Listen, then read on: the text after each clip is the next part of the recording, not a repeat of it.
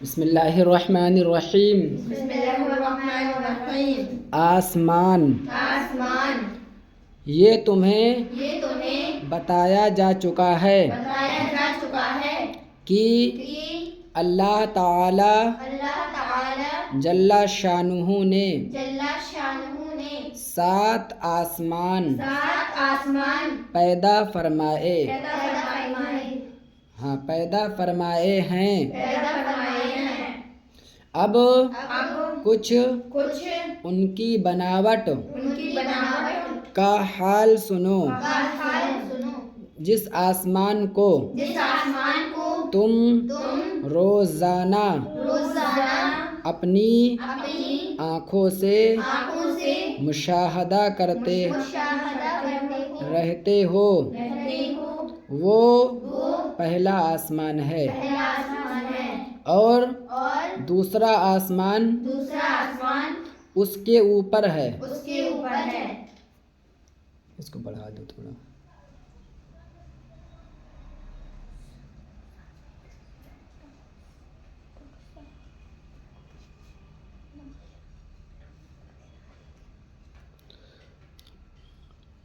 दूसरा आसमान दूसरा आसमान उसके ऊपर है। उसके ऊपर है। सामने सामने उसका नक्शा देखो। नक्शा देखो।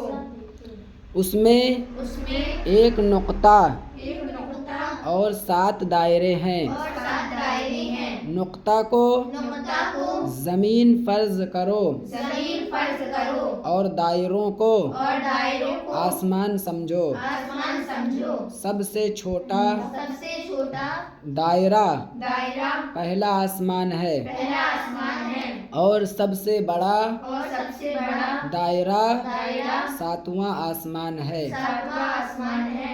नक्शे की मदद से नक्शे की मदद से तुम्हें तुम्हें ये समझना आसान हो गया होगा आसान हो गया होगा कि कि 7वें आसमान के 7वें आसमान के पेट में में छठा आसमान है छठा आसमान है और छठे आसमान के छठे आसमान के जौफ में जौफ में 5वां आसमान है 5वां आसमान और है 5वें आसमान के पेट में और 5वें आसमान के पेट में आगे लिखा है चौथा आसमान है। लेकिन पहले नक्शा ये देख लो।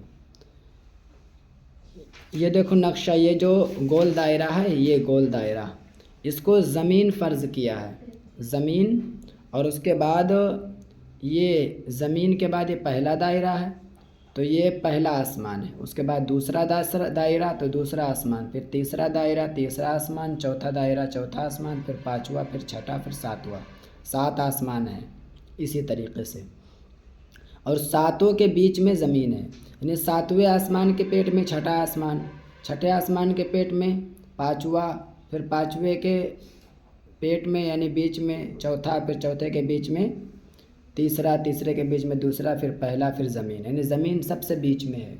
तो ज़मीन बीच में एक गोला है, फिर उसके चारों तरफ से 7 आसमान घेरे हुए हैं। इस तरह ज़मीन व आसमान की पैदाइश है। ठीक है, तो ये ज़मीन गोल है और आसमान भी गोल है।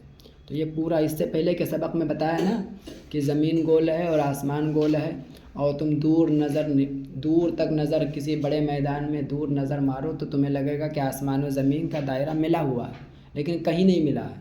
बल्कि क्या होता है कि जब दूर नज़र तुम्हारी जा कर के जहाँ से तुम्हारी नज़र ज़मीन की तरफ मुड़ने लगती है, वहाँ से आसमान मुड़ने, जैसे ये ज़मीन के इस कोने पे तुम खड़े हो और यहाँ से देखोगे, अपनी नज़र दौड़ाओगे, तो यहाँ इस कोने पर तुम्हारी नज़र जब आएगी और फिर आके बाद जब इधर ज़मीन की तरफ मुड़ने लगेगी, तो ये नीचे तुम्हारी नज़र यहाँ को नहीं देख पाएगी।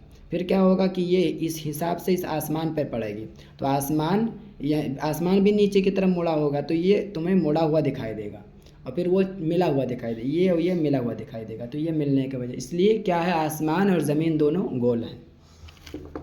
ये मैंने इसलिए समझा दिया है कि ये एक अहम मसला है। ठीक है, इसमें ज़मीन गोल है और ज़मीन साकिन है, मुतहर्रिक नहीं। इस पे बहुत बहसें होती हैं साइंस में और इस्लाम में। साइंस और इस्लाम का एक बहुत बड़ा मसला है, वो इंशाअल्लाह आप लोग आलिमत करोगे, आगे बढ़ोगे, तब आपको वो सब पढ़ाएंगे। आगे पढ़ो। में चौथा आसमान चौथा आसमान और चौथे के बीच में और चौथे के बीच में तीसरा आसमान तीसरा आसमान और तीसरे के वस्त में तीसरे के वस्त में दूसरा दूसरा और दूसरे के पेट में और दूसरे के पेट में पहला आसमान है पहला आसमान है और पहले आसमान के पेट में पहले आसमान के पेट में जमीन है। जमीन है। बस इतना ही याद करो। 3 हिस्सों में पढ़ाएंगे ये सबक इंशाल्लाह।